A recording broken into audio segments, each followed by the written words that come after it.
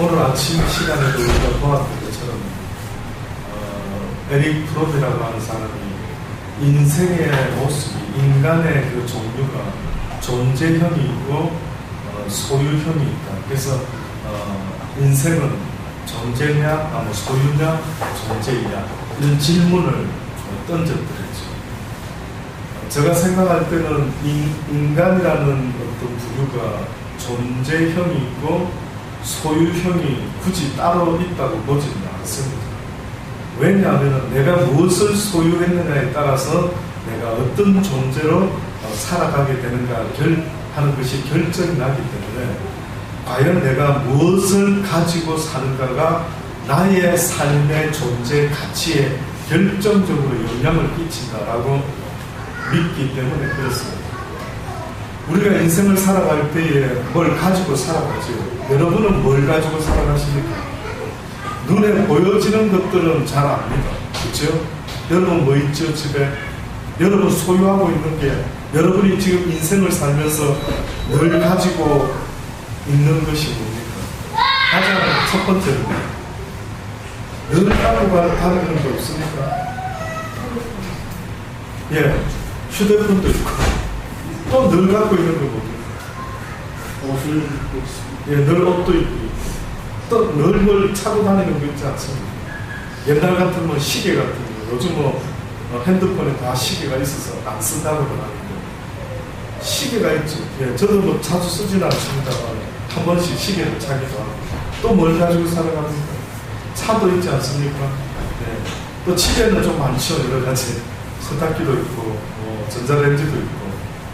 그럼 만약에 우리가 내가 과연 무엇을 소유하고 무엇을 가지고 살아갈까 라고 볼 때에 여러 가지 그러한 눈에 보여지는 어떠한 것들도 있지만은, 그러나 여러분 그 생각 보셨습니까? 내가 눈에 보이지는 않지만은 가지고 있는 어떤 것들이 뭘까? 좀 더 구체적으로 내가 눈에 보이지는 않지만 혹시 가지고 살아가는 생각들은 무엇인가? 무슨 생각을 하면서 내가 무슨 생각을 가지고 과연 살고 있는가? 이걸 알면 참 편한데, 그렇죠? 어떻게 보면 내가 무슨 생각하고 사는지를 정확히 알 수 있으면 가장 나를 잘 아는 사람인데, 어떻게 보면은 내가 가지고 있는 게 뭘까라고 할 때에 눈에 보여지는 것은 하나씩 계산해보면 나름대로 몇 가지나 되는지 알 수가 있겠는데, 그런데 눈에 보여지지 않는 나의 마음, 나의 생각, 과연 나는 어떤 생각, 어떤 마음을 가지고 이 세상을 살아가고 있는가라는 것을 한 번쯤 생각을 해보셨는지요? 그래서 제가 지금 물어볼게요. 무슨 생각을 갖고 살아가는지 한 가지씩만 한번 말해주시기 바랍니다. 중복되지 않게. 우리 앞에서 우리 집사님부터 하고, 근데 그게 확실해야 됩니다. 그러니까 내가 늘 가지고 있는 생각, 내 삶에 어떤 걸 결정할 때에 항상 영향을 미치고, 누가 봐도 도대체 집사님은 어떤 사람입니까? 도대체 집사님은 누굽니까? 집사님을 알고 싶어요. 이랬을 때에 내가 과연 나는 이런 사람입니다 라고 늘 내 모습 속에 아주, 제가 오늘 아침에도 말씀드렸죠. To be or to have or to be라는 거죠. have라고 하는 것이 있고, have는 어떻게 보면 그냥 가지고 있다는데 get이라고 하는 게 있다고 그러죠. get. 그럼 그거는 뭐 어떤 의미가 있다고요?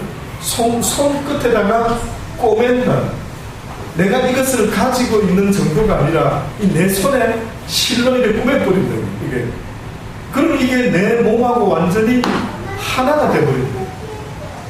그러니까 내가 뭘 가지고 있느냐에 따라서 내가 어떤 사람으로 점점점 변해가고 있는지가 결정이 난다라고 보는 것이죠.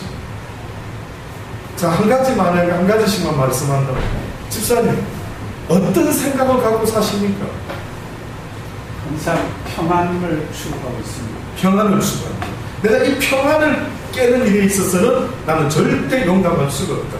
그래서 나는 살면서 누군가가 내 마음의 평안, 이것을 깨려고 다가오는 것이 있다면 나는 그 어떤 희생을 치르더라도 내 심령의 평화를 나는 바꾸지 않을 것이다. 나는 그걸 지켜낼 것이다. 대단한 거죠.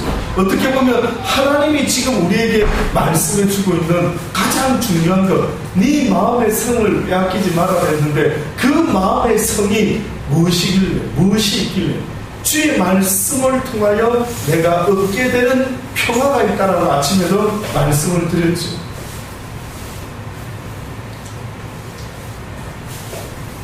예, 그런 평화가 빼앗기지 않도록 내렸습니다. 예, 전도사. 하나님 앞에 정직하고 성실한 사람이에요. 예, 정직과 성실을 만약에. 예, 정말 내가 살아가다가 누가 이것만 딱 건드리면은 내가 안 됩니다. 내가 부족하지만 막 요셉과 같이 성실하고 정직함을 나는 결단코 잃어버리지 않을 것입니다. 라는 생각을 가지고 살아간다. 또 다른 거 있을까요? 뭐 여러 가지 있겠죠. 예, 여러 가지 있겠죠. 그래서 결국은 하나님은 우리에게 뭘 말씀하려고 하느냐면 왜 세상의 것을 자꾸 가지려고 하느냐. 세상의 것은 쓰는 대로 어떻게 된다고요? 부패된다라고 말씀해요. 뜻밖이죠. 세상을 사랑하는 여인들아, 너희가 세상을 사랑하면서 하나님과 함께 할 수가 있겠느냐? 둘 중에 하나를 택해라. 그러니까 세상의 것들을 사랑하는 자는 결단코 하나님을 사랑할 수도 없고 하나님으로부터 온 자라고 말할 수도 없다. 하나님으로부터 온 사람의 특징이 있는데 너무나 뜻밖에도 세상의 것들에 대해서 어떻게 여긴다? 배설이 불러요. 사도 바울. 그래서 어느 부자 청년이 예수님 앞에 와가지고 예수님, 내가 영생을 얻기 원하는데 어떻게 하면 되겠습니까? 어떻게 배웠는데? 뭐 이렇게 배우고 저렇게 배웠습니다. 한 가지 부족한 게 있구나. 네가 가지고 있는, 네가 쌓아놓고 있는 재물을 가난한 자들에게 나눠주고 나를 따르라 라고 했을 때 그 부자 청년이 따를 수가 있었을까요? 없었을까요? 그러면 그 사람의 마음과 생각 속에 무엇을 가지고 살아가는 것입니까? 세상의 부. 예. 이 세상의 부의 마음이 어떻다는 것입니까? 그와 함께 있는다. 네 보화가 있는 것에 무엇도 있다? 네 마음도 있다. 네가 보화가 재물이라고 생각하고 있으면은 네 마음이 늘 그곳에 있을 수밖에 없지 않느냐. 네가 세상을 살면서 가장 가치 있고 귀한 것, 어떻게 보면 나를 변화시키는 것, 나의 가치까지 바꾸는 것. 식당이나 레스토랑에 가면은 여름 때 저는 주로 냉커피를 시킵니다. 냉커피도 있고 주스도 있고 밀크세이크도 있고 뭐 여러 가지 있죠. 근데 값이 다 똑같을까요? 다를까요? 이상하네. 똑같은 컵에 담긴 건데 어째 값이 다르지? 양도 거의 다 비슷한데요. 사이즈도 비슷하고. 근데 너무나 뜻밖인 것은 이 유리컵이 그냥 빈잔으로 있을 때의 가치는 여러분 생각할 때 이게 얼마나 될까요? 누가 사셨습니까? 이 얼마짜리죠 이게? 얼마 안 합니까? 뭐 크리스탈 같은 거 좀 비싼지 모르죠.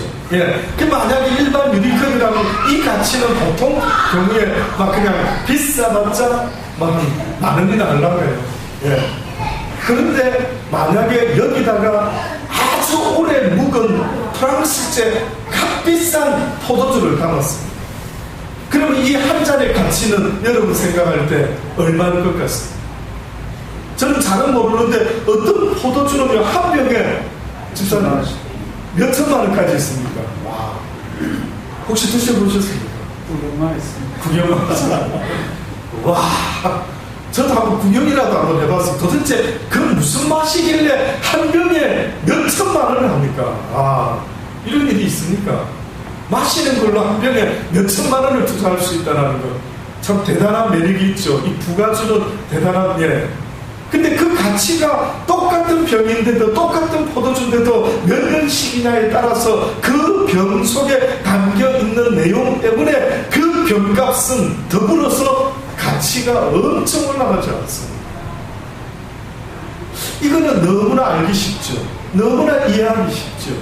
그런데 하나님이 지금도 우리에게 말씀하는 것은 너희의 생각 속에 무엇을 가지고 살아가느냐에 따라서 너희는 쓰레기가 될 수도 있고 너희는 수많은 사람을 하나님께로 이끌어갈 수 있는 너무나 귀한 인생을 살게 되는 거예요.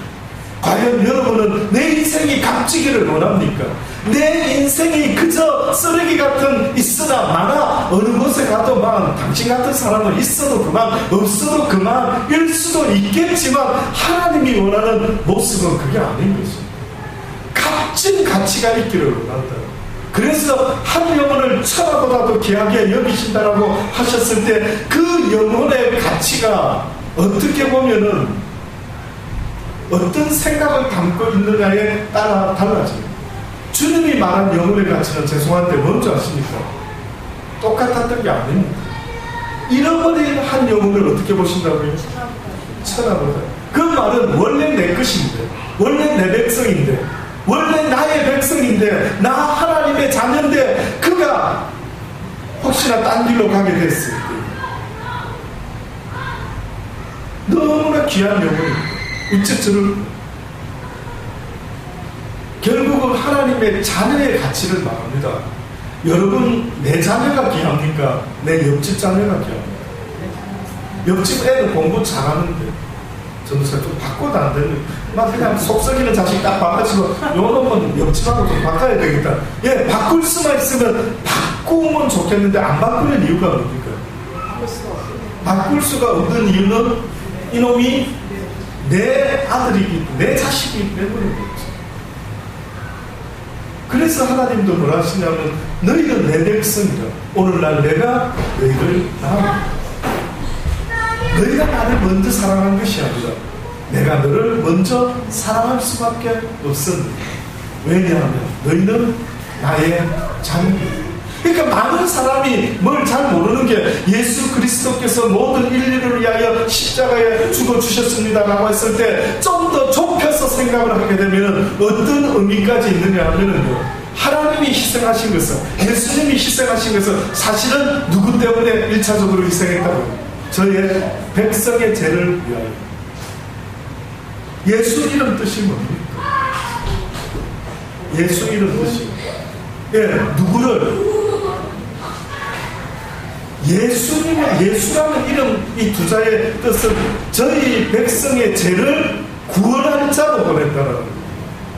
그러니 예수님이 뭐라 합니까? 이방 여인 만났을 때 나는 이 귀한 떡을 갖다가 내 자녀들에게 주는 것이지 어디서 이 개 같은 너희들 너무 과격하게 표현을 하시죠.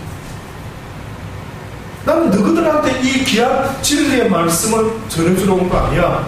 내 백성들은 이 떡이 필요해. 맞습니다. 세상 사람들은 하나님 말씀 안 배워도 살아갈 수가 있습니다.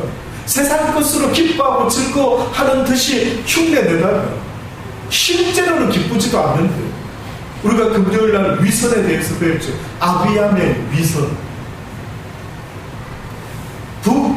이스라엘과 남유다가 나눠졌을 때 남유다의 첫 번째 왕은 르호보암이라고 왕이 있어요. 두 번째 왕이 됐는데 누가? 그 아들 아비암이 왕이 돼요. 근데 아비암은 3년 정도 치리하다가 그냥 사라졌는데 그 사람이 뭐 어떻게 했는지 잘 모르는데 역대하에 보면 무슨 이야기가 있다고. 아비암이 어느 날 북이스라엘과 싸움을 하게 되는데 그때 그 아비암이 북이스라엘 사람들에게 뭐라고 그 왕에게 이야기를 합니까? 너희들이 그렇게 살면 안 돼. 하나님을 섬기며 살아야지. 하나님의 백성들이.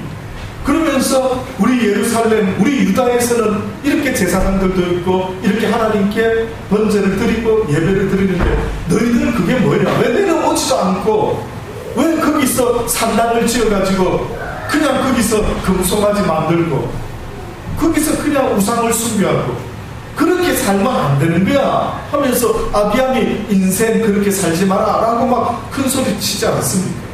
그래서 40만으로 80만의 대군을 어떻게 해요? 이기게 됩니다. 여호와 하나님께서 도와주셨죠. 그런데 안타까운 사실은 여로보암의 아들도 이름이 아비야인데 아비야나 아비야이나 이름이 뜻이 똑같단 말이죠. 그런데 그 아들도 성경에 보니까 그가 여호와를 섬기는 듯한데 어떻게 했다고요? 완전히 온전히 섬겼습니까? 적당히 섬겼습니까? 대강 적당히. 그랬더니만 여호와께서 성경에 보니까 그들을 구원하시되 그들을 다른 적군으로부터 지켜 보호하시는데 뭐라고 표현하셨습니까? 내가 대강 구원하리라. 깜짝 놀랐다. 우리 한지사님도 아니 성경에 무슨 구원 이야기가 대강이 이런 말이 어디서 나오죠? 뜻밖에 있습니다. 하나님이 이스라엘 백성을 구원하시되 대강 구원하셨다. 그러니까 네 행위대로 내가 그대로 해주겠다. 네가 나를 온전히 섬기면 내가 온전히 너를 지켜줄 것이지만 네가 나를 적당히 섬기면 나도 너를 적당히 도와주리라.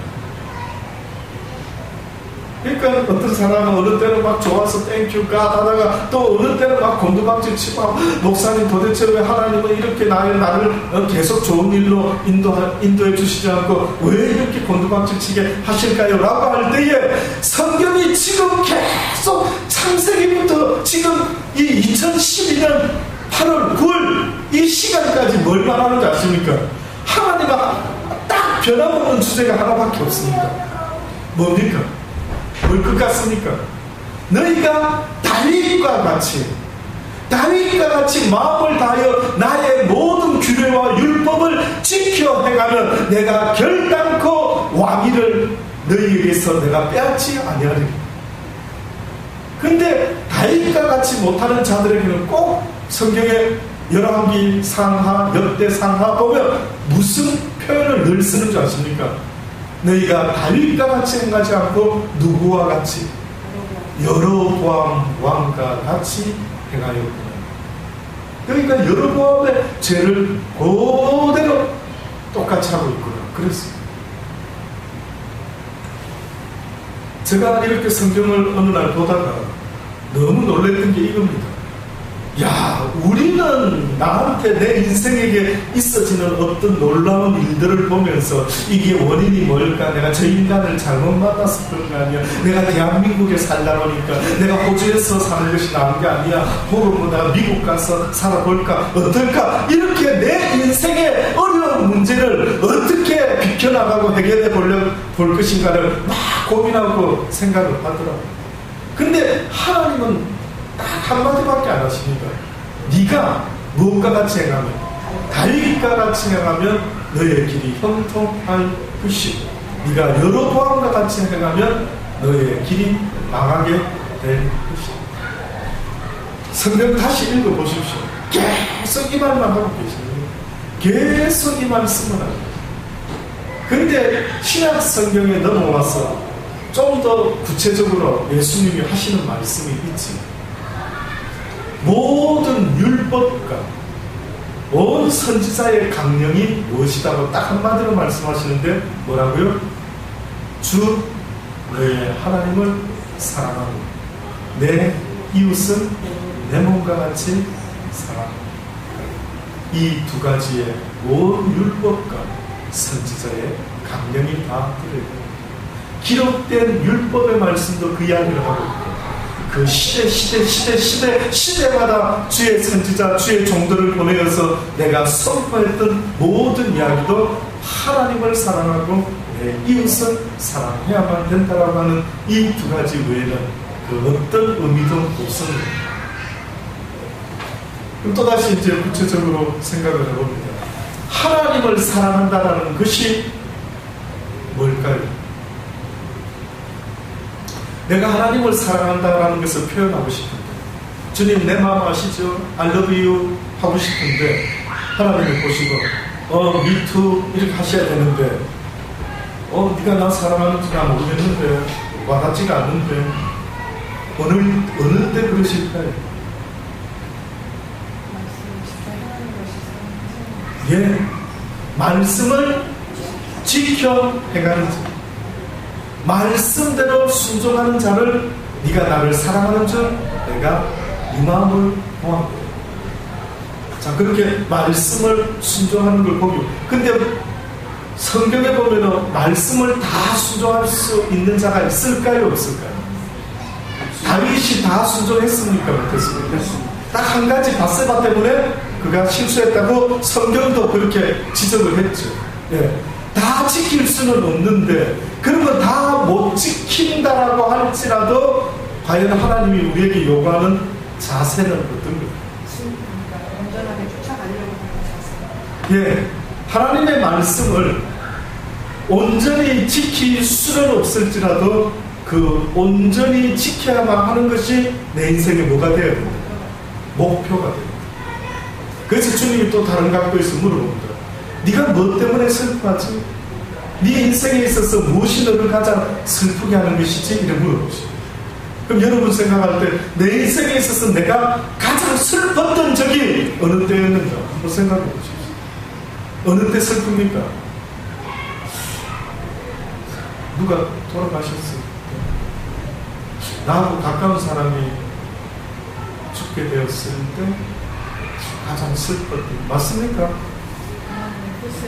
그 어느 때 지금까지 살아오면서 솔직히 어느 때 대성통곡 해보셨습니까? 입술로 거짓말하지 마시고 별로 뭐 사랑하는 사람이 떠났을 때 돌아가셨어요.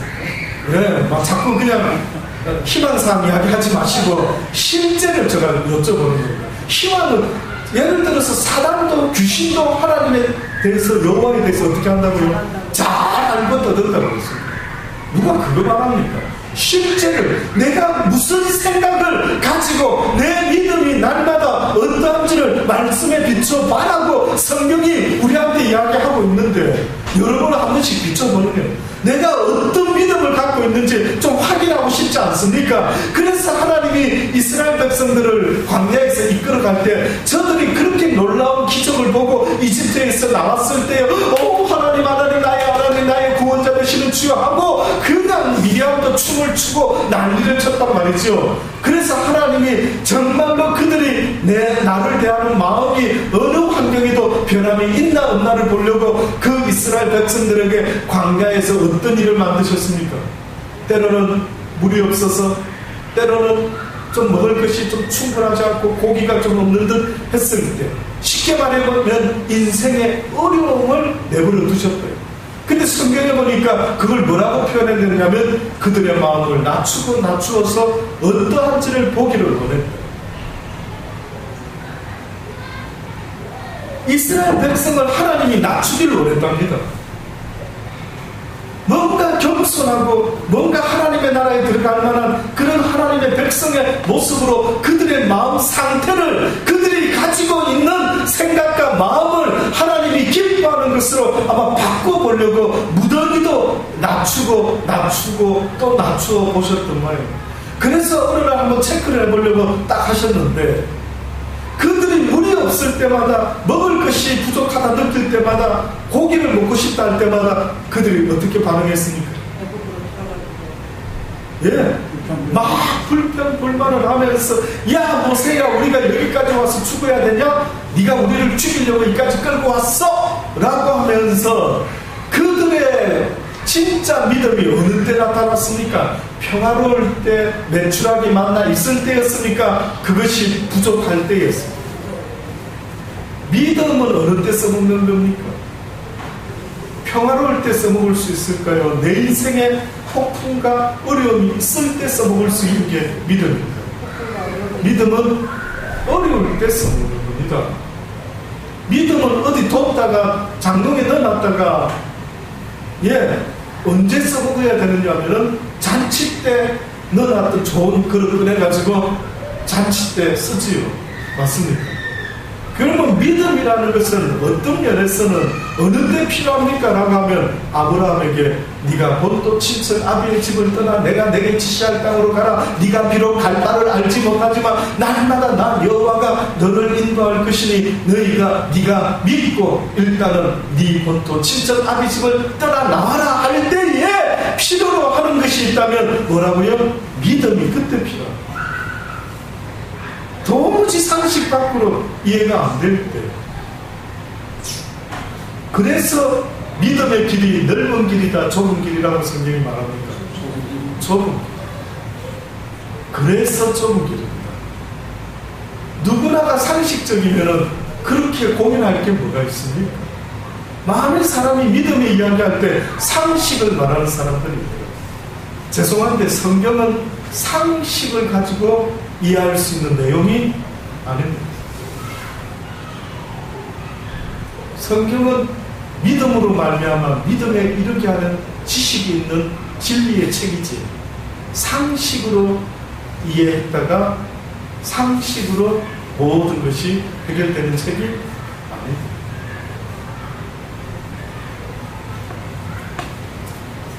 결국은 내 마음이 어려울 때, 환경이 어려울 때 내가 뭘 가지고 살아가는 사람인가를 보면은요, 결국 그 사람의 진가가 그 어려울 때 나타날 수가 있다.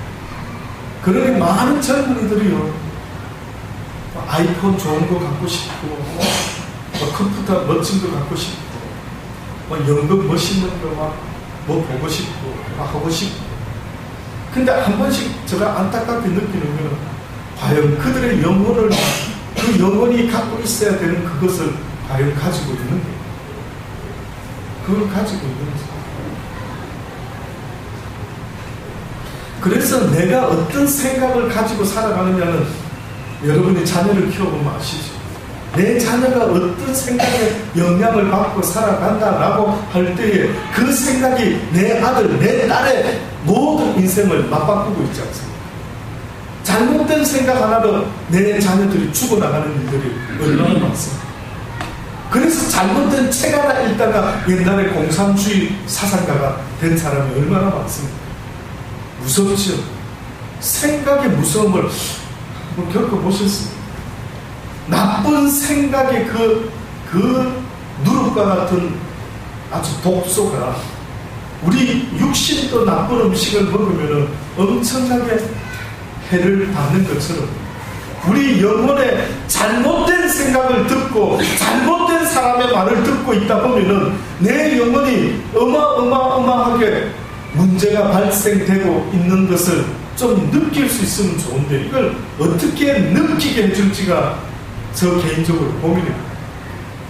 생각이라고 아무 소리나 듣고 있으면, 세상의 이야기를 막 듣고 앉아 있으면은, 저는 하나님의 사람들을 만나면은 하나님의 이야기가 나와야 되는 겁니다. 내가 정말 하나님의 사람이라면 나에게 가장 값진 생각이 나와야 될 거 아닙니까? 내 입에서 나오는 그 소리가 나중에 주님 앞에 섰을 때 내가 너를 심판할 것이라, 네가 살면서 무슨 말이 나왔는지 너의 입술의 말로 내가 너를 심판하여 줄 것이다 라고 엄히 말했던 것입니다. 네 속에 있는 것이 네 입에서 나오지 않겠느냐? 네 속에 써 있는 것, 네 속에 뭐가 있는지를 보라고. 네 입에서 날마다 무슨 말이 나오는지 봐라고. 누구 만나면 그 사람하고 어떤 대화하고 앉아 있는지 봐라고 말이죠.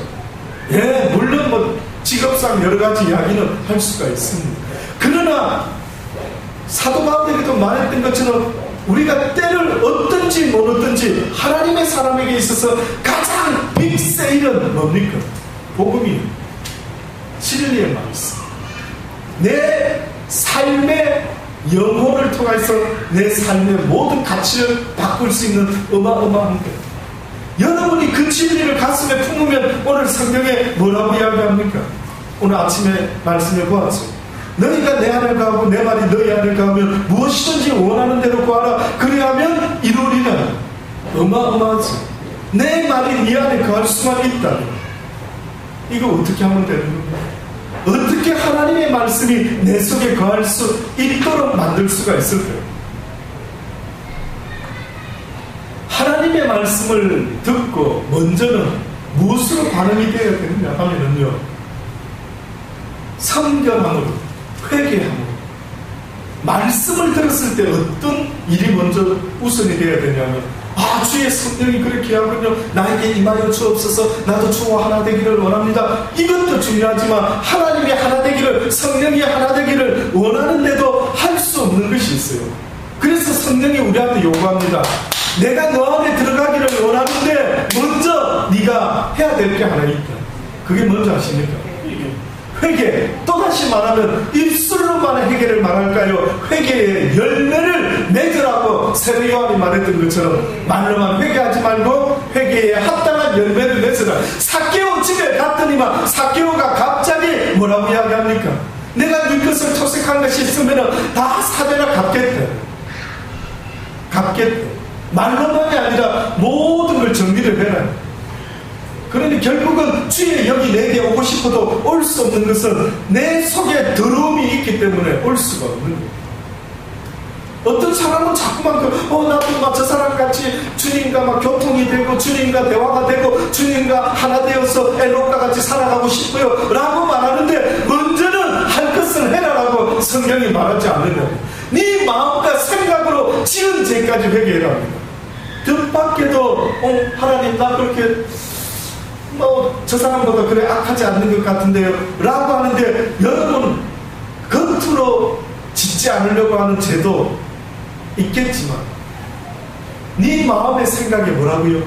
예수님은 네 마음의 음욕을 품는 자마다 다 어떻게 했다고요? 이미 가늠하였다. 와, 이 골치가 아파져요. 율법은 겉으로 보여지는 잘못만 없으면 되죠. 그래서 어떤 여인이 가늠하다가 현장에 잡혔을 때에 유대인들이 예수를 시험하려고 예수님한테 가늠한 여인을 붙잡아오지 않습니까? 돌로 쳐 죽이려고 할 때 예수님이 뭐라고 말합니까? 죄 없는 자가 먼저 돌로 쳐. 죄 없는 자. 이 여인과 같은 죄뿐만 아니라 어떻게 보면 주님이 지적하는 말씀은 네 마음의 생각으로 지은 모든 죄도 회개할 수 있는 자가 되어야 돼. 그래서 정말로 하나님이 기뻐하는 너무나 아름다운 마음이, 너무나 순수한 마음을 가진 사람이 있다고 하면 주님 죄송합니다, 오늘 주님만 생각해야 되는데 힐끗힐끗 딴 거 쳐다봤습니다, 여보 미안해, 오늘 당신만 생각했어야 되는데 힐끗힐끗 다른 여자도 좀 쳐다봤어, 미안해 라고 만약에 말하는 남편이 있다면 여러분 생각에 어떤 사람 같습니까? 그 마음이 어떤 사람 같습니까?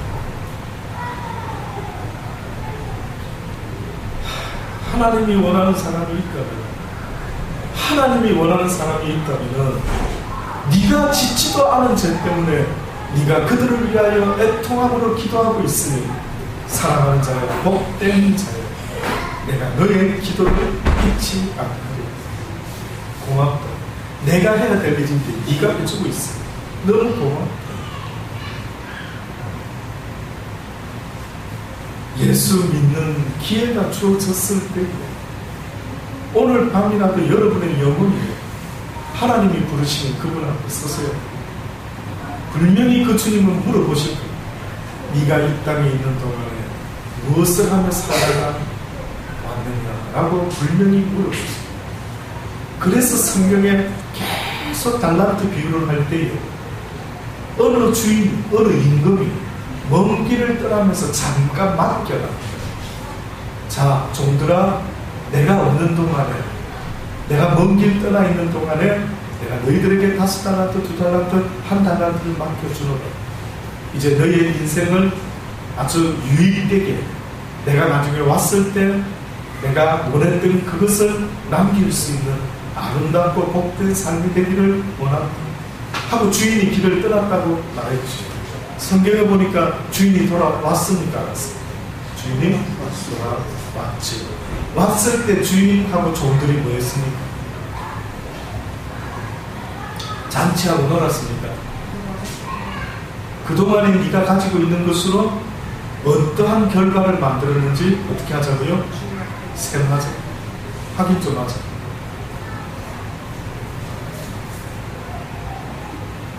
이게 사실은 주의 종들의 길이에요.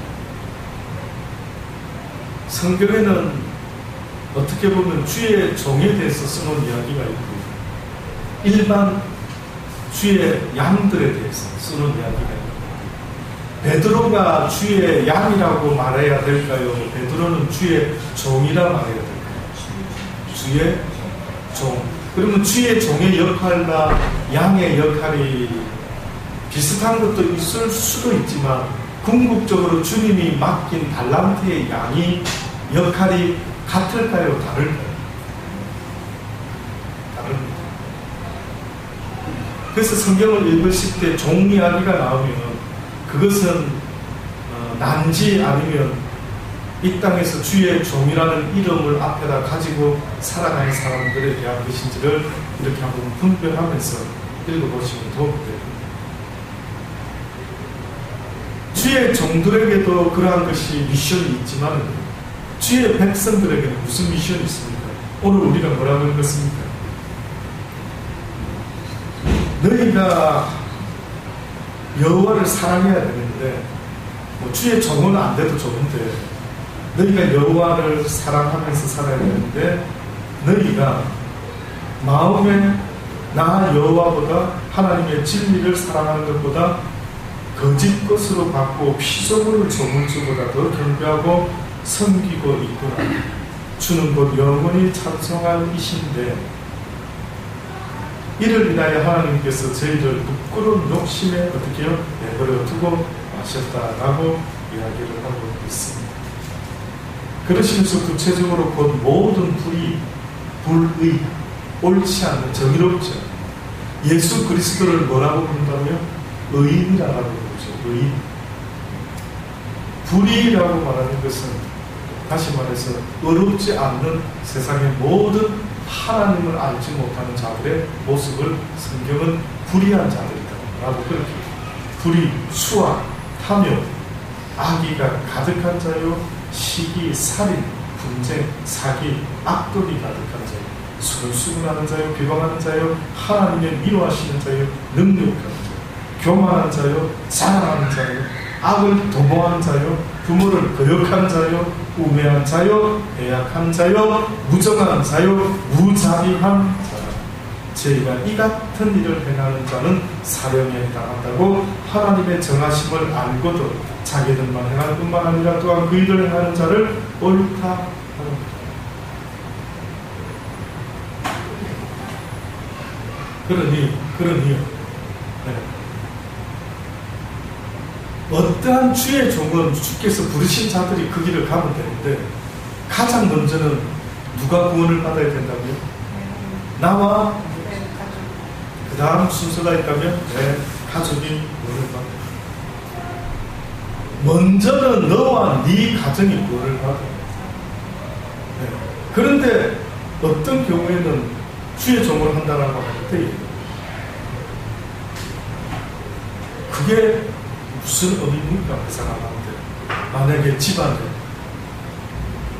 아직도 하나님을 알지 못하는 가족이 있다면 어떻게 보면은 내가 흘려야 되는 가장 큰 눈물의 의미가 있다면 그 나와 내 믿지 않는 가족을 위해서 눈물을 흘려. 예루살렘을 지나서 겟세마네 골고다를 향해서 예수님이 십자가를 지고 가시다가 너무 힘드셔서 넘어지셨죠.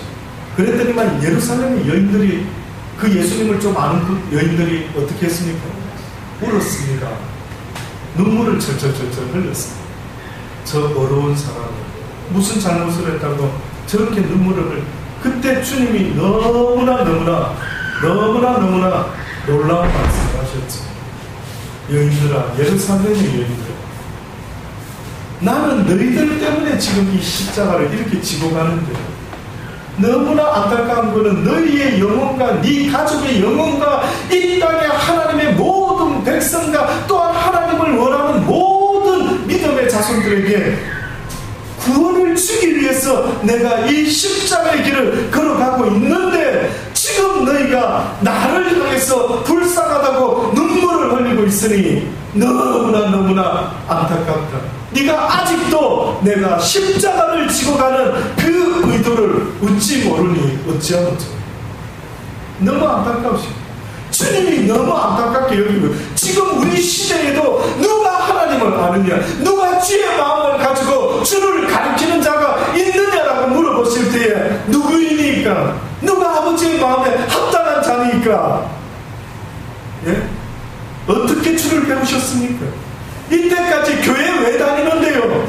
무엇이 나온다고 교회에 헌금 주면서까지 다니는 이유가 무엇이냐라고 물어본다면 여러분은 뭐라 대답합니까?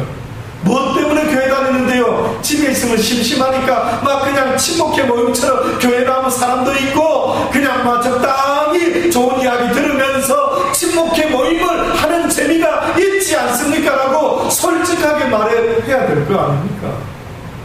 그나마 솔직하게 말해야 됩니까? 왜 바리새인이 예수님이 그리 싫어했는 줄 아십니까? 왜 바리새인과 서기관 율법학자 왜 예수님이 그렇게 싫어했는데요? 그들의 뭐 때문에? 그들의 외식 때문에 싫어했단 말이죠. 예수님 때문에 하나님 때문에 구원의 기쁨을 이기지 못하여 살아가는 무리가 아니라 그들은 기쁜 척했고 그들은 선한 척하면서 살았고 선해야 되는데 아유 힘들어라 선하게 살아보려니까 남한테 좀 인정받아보려고 하니까 이거 막 구제하는 것도 막 쉽지도 않고 남한테 인정받는 것도 아유 이거 막 보통 애써야 되는 게 아니고 그러니까 그 바리새인들은 사람한테 인정받으려고 얼마나 애를 쓰는지 모릅니다. 애를 쓰는지 사람한테 인정받으려고 어머나 권사님은 너무 믿음 좋으시네 어머나 집사님 그 장로님 안수집 지금 믿음도 좋으시고 어떻게 두 부부가 새벽기도 빠지지 않고 그렇게 나오시고 어쩌고 저쩌고 하는 그 이야기가 꼭 마약 같지는 않을 거예요. 꼭 우리 시대에 어떤 놈이 우리한테 마약 주사를 놔가지고 그냥 그 소리 듣고 와 그런데 누가 만약에 이 회개하라 이 독사이 새끼들아 이러면 저건 누구야? 누군데 네가 우리한테 그런 소리를 해? 그 속에 보니까 악독과 추악이 가득하더라. 어마어마하게 악독하더라. 어마어마하게. 쉽게 말해서 선을 행하려고 하지 않고 선을 행하는 척하면서 살고 있고 실제 기쁘지도 않는데 주님 때문에 기뻐요. 집사님, 권사님 이러고 앉아있는 거예요. 그리고 집에 돌아가면 짜증과 불평과 불만을 쏟아내면서 사람들한테 보여주는 것은 내가 목사니까 막 하나님의 말씀대로 사는 척 이야기를 해야 되겠고 누구보다 기도 많이 하는 사람인 척 보여줘야 될 것 같고 그러니 예수님이 기가 막혔던 것은 교회 안에 있는 저 회색 분자들이 차갑지도 덥지도 않는 저것들이 완전히 진리를 왜곡시키고 앉아요. 그래서 뭐라고까지 말했습니까? 성경은 너희는 하늘나라에 들어가는 길을 알고도 너희는 들어가지도 않고 들어가려고 하는 사람들도 못 들어가는 자 있구나. 이 외식하는 자들은 내가 용서하지 아니하리라. 그래서 성경에 보면은 내가 교회에서부터 심판을 시작할 것이다라고 말했던 것은 무슨 이유인 줄 아십니까? 그런 교회 다니는 자들이 너무 많기 때문에 하나님이 오늘 우리 시대에 뭐라고 엄히 경고하고 있느냐면 너희가 하나님을 모른다 했으면 오히려 제 어깨끈이와 하나님을 안다고 하면서도 너희가 그렇게 행하지 않았으니 오히려 죄 없다 하지 아니하리라. 몰랐으면 더 좋을 뻔했다. 무슨 놈의 성경 공부를 그래 많이 했느냐? 무슨 놈의 제사방 공부를 그렇게 많이 했느냐? 네가 오히려 무식했더라면 오히려 죄가 덜하겠는데 많이 알고도 행한 것은 너무 없으니 너의 죄가 참으로 크도다라고 말씀하고 있는 것입니다.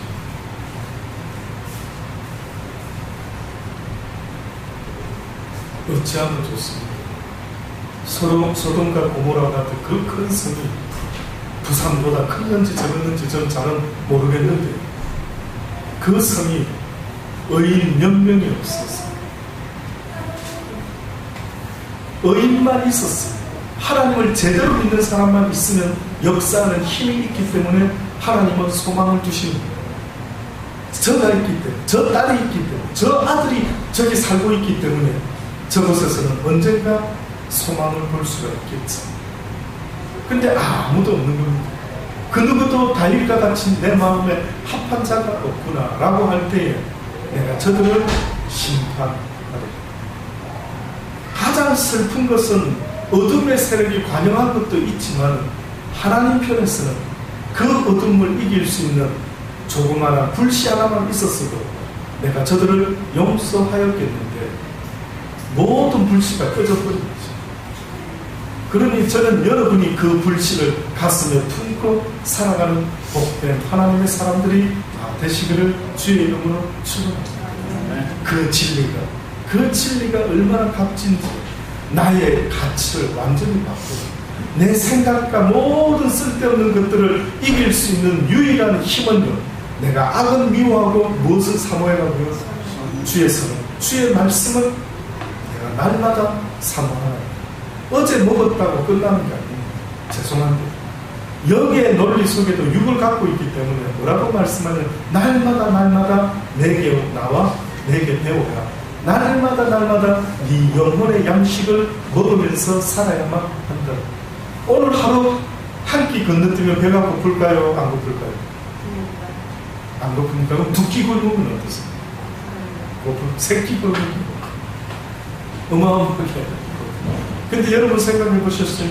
오늘 하루도 하나님 이야기 입 밖에도 안 나오고, 오늘 하루 동안에 성경을 읽지도 안 했고, 오늘 하루 동안에 뭐 생각한 게 전혀 없는데도 살아가고 있는, 그리고 어떤 불편함을 못 느끼고 있는 내 영혼이 지금 어떤 상태인지 한번 상상해 보셨습니다. 이상하다.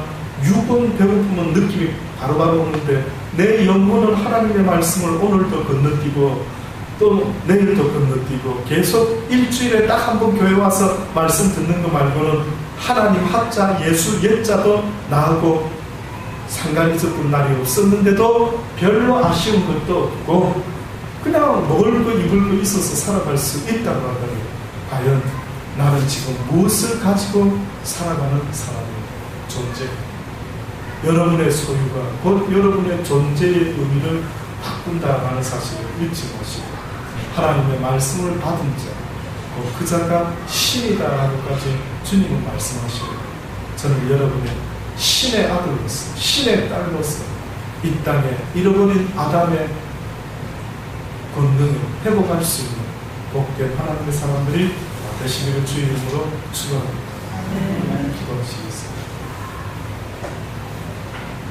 때로는 피곤하고 힘들어서 기도할 힘도 안 나는 때가 있습니다. 그때 주님께 도와달라고 하십시오. 지금도 주님은 말씀하십니다. 너희가 결심하고 내게 나오기를 나는 원합니다. 너희가 기도할 때도 말씀을 들을 때도 말씀을 읽을 때도 나는 너희가 결심함으로 내게 나오기를 원합니다. 너희가 내게 나올 힘이 생기지 않느냐? 그러면 나에게 도와달라고 부르짖으라. 그리하면 나 여호와가 너희를 도울 것이 아니겠나?